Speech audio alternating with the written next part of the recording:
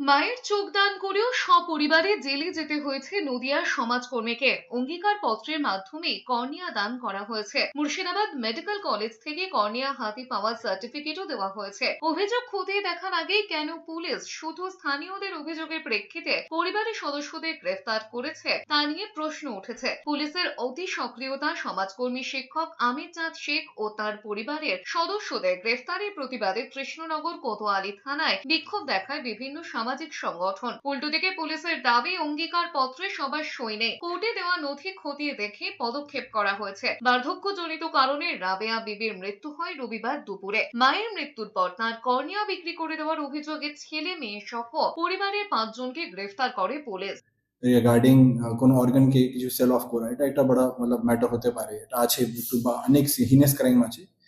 So considering the gravity, পুলিশকে এটা step নিতে হলো। এখন পুলিশ তদন্ত করছে, আর যে হিসাবে পুলিশ তথ্য পাবে, যদি তথ্য হয় কি ডোনেশনই আছে, তাহলে এখন তো ফাইনাল রিপোর্ট হয়নি কিছু, এখন তো পুলিশ তদন্ত করছে।